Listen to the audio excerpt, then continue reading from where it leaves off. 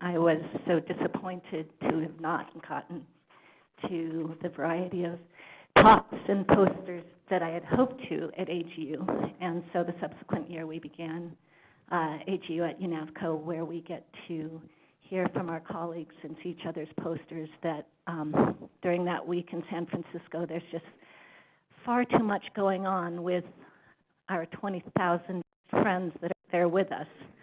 And so I appreciate this.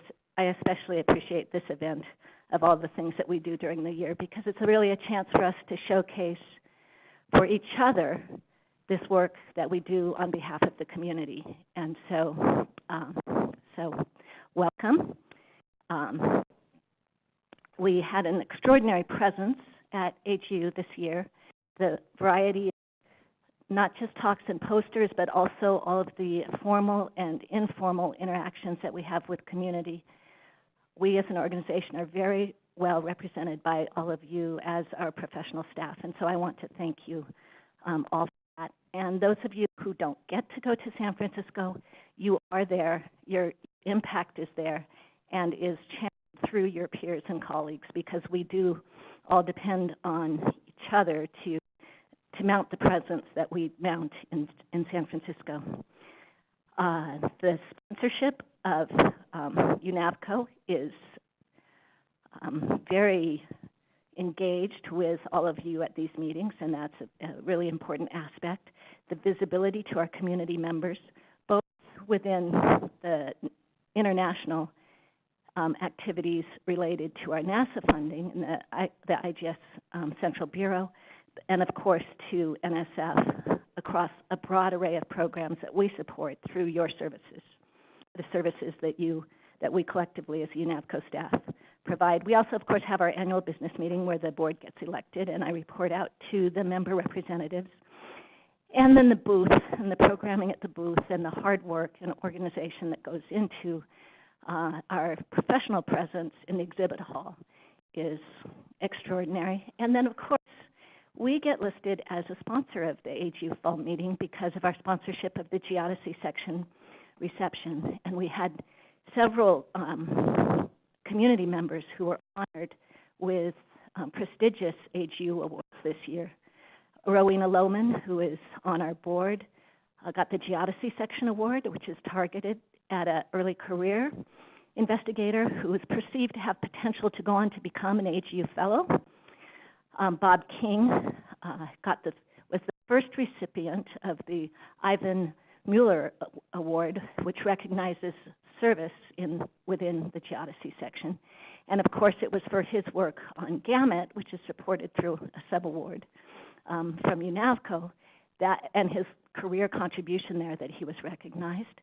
John Lebrecht, who has been our sponsor at NASA certainly since the early days for me. I think I only was part of this community for a year or two before I was on his list of people whose career he made possible through his vision and dedication to geodesy. And he won it's actually a AGU-wide award, the Flynn 3 Award, for his service contributions. So we have much to celebrate there. The list goes on, but those were three that were particularly notable that I was thinking about because I was finishing up the quarterly report late last week and reporting those as community highlights. Okay, so we will follow this event with our now quarterly employee appreciation lunch, and I like to recognize a group of employees when we do an employee appreciation lunch. And today I'd like to recognize all of you for all the contributions, direct and indirect, that go into making our community presence at AGU and at the Geological Society meetings a success. So thank you in advance. Okay, I think I will get to my talk, having put on the pointer. Here, right in front of me. Okay, so I gave a very similar talk at GSA as I did at AGU with a slightly different focus because at GSA they put me in a different session than the one I had submitted my abstract to, so I focused it more broadly. It was a session that was focused on integration of geophysics and geology, and it was actually a medal session I was in. This is my abstract, recognizing that this is our 30th year as UNAVCO in all of its forms since its inception at Ceres at the University of Colorado. The celebration of this anniversary year, which of course will come to a culmination the first week of March at our science workshop, I wanted to focus on the contributions that have evolved over these 3 decades of innovation. And then this was in an EarthScope session, so I was focusing particularly on Boundary Observatory. So I like to start at the beginning, which in my mind is Alfred Wegener, who in the early 1900s noticed or observed the continuity of certain biogeographic zones across the southern hemisphere continents, and argued based on geology and in the fossil belts, both flora and fauna, that must have sent as Pangea. I like to think of this as paleogeodesy. He took the modern map of the world, said these things once had to be together, and you can actually put some constraints on how fast these plates might have moved with respect to each other. Of course, he did this before there was a widely accepted conception of plate tectonics. So this revolutionary idea was resoundingly rejected by his peers. I've read some of the tales of his early career, and he died relatively young in Greenland. I don't know if he would have been vindicated had he been able to thump the podium a little bit longer. But in any case, he was he did not have a major impact in his own time, but of course came to be vindicated much later. So fast forward to the 1960s, when the mapping of the seafloor magnetic lineations for submarine navigation during World War II was finally released and became open data, and the geophysicists looked at these magnetic stripes on the ocean floor and realized that they were seeing the mechanism for the continents moving with respect to each other, with the modern ridge shown here in red, and then the magnetic lineation symmetrical around that modern ridge, showing the reversal of north and south pole captured in the volcanic rocks that form along the linear mountain chain on the seafloor. A lot of people contributed to articulating this early conception of plate tectonics. Tanya Atwater is just one of my particular favorites, so I use her figure with a color inset here from a subsequent paper. But this really then provided the explanation that Alfred Wegener would have benefited from to persuade his colleagues. What Tanya Atwater also recognized in this paper was that these plates were not entirely rigid, but there are broad zones of diffuse deformation along the plate boundaries, and that are expressed as faults within the edges of the continents, and that also has to be taken into account as you understand these plate motions with respect to each other. And so one of the observations that Alfred Wegener made before when he rejected, this must be left to the geodesists. I have no doubt that in the not too distant future we will be successful in making a precise measurement of the drift of North America relative to Europe. He said that in 1929, and in the 1970s, BI, of course, confirms Atlantic spreading. So he really was a visionary. And although he had some implausible explanations for how the continents moved through the ocean plates, he did speculate actually what can be validated as the mechanism as we now understand it. Okay, so fast again, UNAVCO kicks off in 1984 because of the incredible energy of the technologies in particular GPS, but of course we rely on these other global geodetic techniques as well. And so at AGU, I didn't really want to try and put up a history because someone would always feel left out. So I followed Laura and Meghan Berg's lead and did a faux word cloud where I just put a bunch of words in a file and it ran it through until I got the I wanted. But I did want to recognize how much effort and energy on the part of the science community, UNAVCO, the IGS, all of these organizations, this really is a global undertaking, and we are an essential piece of this in enabling this innovation.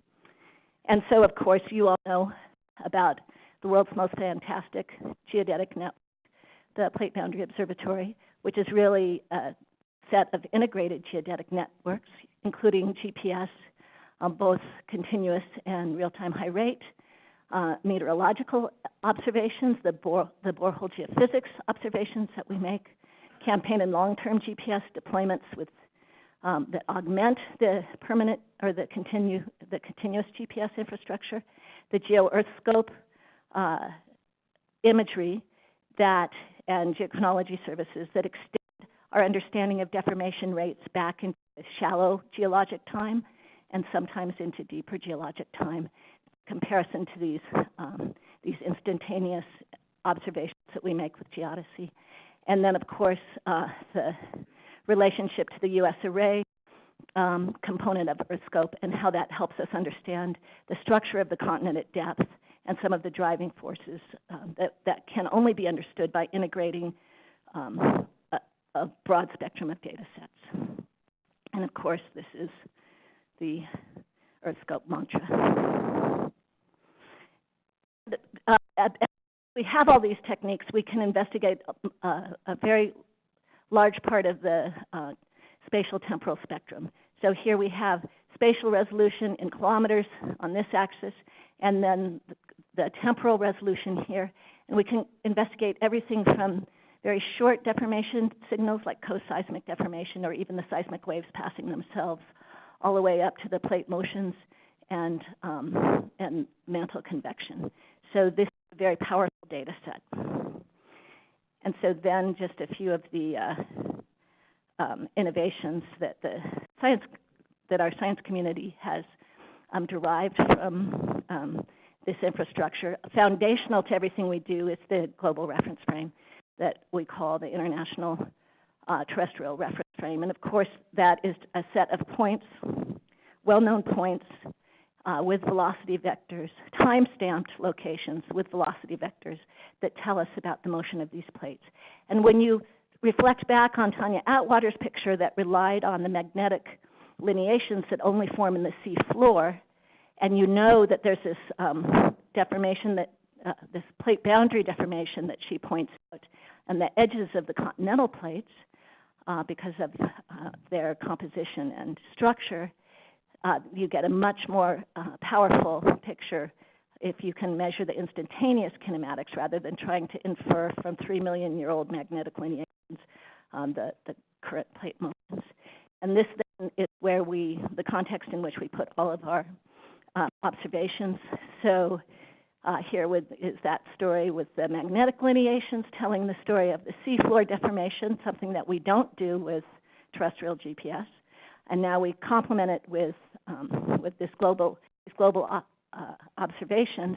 And what was a global plate circuit that was based only on the magnetic lineations, there were a lot of small plates with in-plate deformation that can't be characterized in that context. And when you integrate these data sets, then, of course, you can get a much richer picture of the deformation of the surface of the Earth because you can include the continents that are internally deforming, whether or not there's magnetic lineations to help you tie together that whole plate circuit. So this is one of Bill Hammond's papers that's focused on the California shear zone, a place that's close to my heart, and a few of you who supported my campaigns in the 90s in the Eastern California shear zone. Now we have this very rich continuous data set. And so in addition to a better understanding of how a quarter between the Pacific Plate and the North America Plate does not follow the San Andreas Fault. It goes up the east side of the Sierras. So those of you who've driven up 395 in California and witnessed that fantastic landscape, it is because so much of California is moving a little bit with the Pacific Plate, although it's still up into the San Andreas Fault is technically the North America Plate. And the richness of how this deformation gets distributed across the basin and range is kind of the focus of this paper. But one of the things that interests me that we could never do with campaign data is to start to see these long-term vertical signals, which of course have a strong seasonal signal that is related to many things, including the loading of snow and water and whether you're in the mountains or on the valleys, those signals will be opposite. But you can also start to see the long-term trend of this 10-year time series showing the vertical uplift at a scale of millimeters per year. The now iconic soil moisture observations that Christine Larson put forth. Unlike most of us, she was looking at the noise rather than the signal, and noticed that each point here is the noise between of an individual satellite to an individual antenna. And after a rain event, that noise ratio goes way up and then decays slowly as the soil dries out. And so by interrogating this data set, she concluded that the soil moisture in the upper 6 centimeters of the soil horizon was so reflective that it's bouncing the radio signal. Instead of going straight from satellite to antenna, it's going satellite to the ground. The ground is very reflective when wet and bouncing up on a return to the antenna, and that then becomes a proxy for soil moisture. And these are rain events down here. And then, so here you see the rain event, high reflectivity, and then as the soil desiccates, it levels back off. And then sea level rise. So in a recent report of the National Academies, they went and looked at, this was the first report that's come out of a National Academy study that the report committee did their own primary analysis instead of drawing on the exclusively on the published scientific literature. And they partly did this because I'm here. And many of these stations that are co-located GPS and tide gauges are ones that I installed, UNAVCO installed to support my project when I was a PI in order to better place the tide gauge observations in the global reference frame. So you're not just tied to the local coast, but you know what the coast is doing as well as what sea level is doing. And they concluded from this that Oregon and Washington sea level is not rising very quickly, whereas south of the Mendocino Triple Junction, it rises at about the global average. And they recognize that the reason this is true is because of the deformation along the Cascadia subduction zone. And the uplift of the land is about equal to sea level rise. So there's no absolute, or there's no local sea level rise now. But of course, much like what happened in Tohoku, when the great earthquake occurs, much of that uplift will be recovered as subsidence, and that few millimeters a year over the hundreds of years of the seismic cycle will be recovered instantaneously. And so I thought they could have handled this a little bit differently, but the information's all there. And then this from the state of California Energy, using PBO to study the overtopping projections for the Sacramento Delta area, combining InSAR and GPS, which of course are both PBO data sets.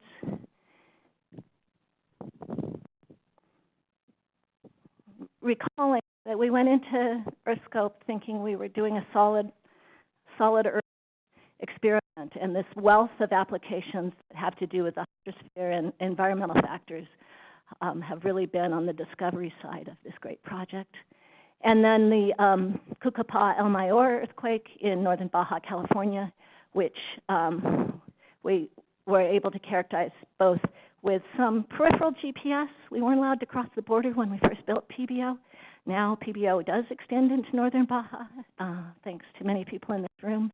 And then there was a LIDAR, airborne LIDAR survey that was used as a before study for this interferogram, which has observations both before and after the earthquake, and shows the motions of these two sides of these two fault blocks across the fault that ruptured in the Cucapá El Mayor earthquake.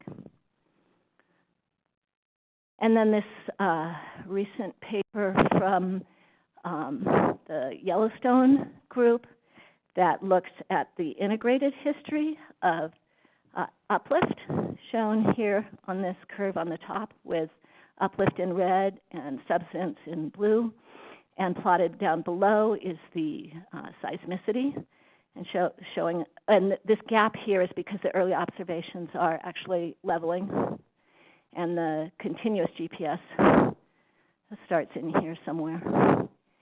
And as you have both of these data sets synchronously, you can see a very strong correlation between the uplift period ending with a burst of microseismicity, and then followed by subsidence. This 7 centimeters a year is one of the high, uplift is, I think it's the highest short-term rate, vertical rate within the Plate Boundary Observatory. So the explanation here is that the accumulation of exolved aqueous-rich fluids leads to this uplift, this swelling of the magma chamber. And then when the fluids breach the brittle ductile transition, so everything above here, this line breaks like the cookie part of your Oreo, whereas everything below smears like the white part of your Oreo. And as it breaches into that brittle zone, it triggers earthquake swarms, and then that kind of defuses the system and then results in this subsidence. So by combining the seismology and the geodesy and a lot of other observations of this really complex and rich area, we can understand how the magma system is working in a new way. And then lastly, there's a lot of work being done on loading of water on the Plate Boundary Observatory, whether it's groundwater, which swells the ground, or snow load, which depresses the ground. But still my favorite study, this one that was and Mark Simons, where they look at the daily ocean tidal cycle, and they look at the network daily solutions, the 15-second solutions, and observe how the ocean tides are loading the and from that, new determinations of the parameters. So, and this is completely independent of the seismology that has classically been used to make these determinations. And so in this really kind of innovative application of these very dense data sets, they've been able to provide an independent constraint that has some important differences from what had been previously known. So that's where I concluded, and then I invited everybody to come to our party in March. So thank you.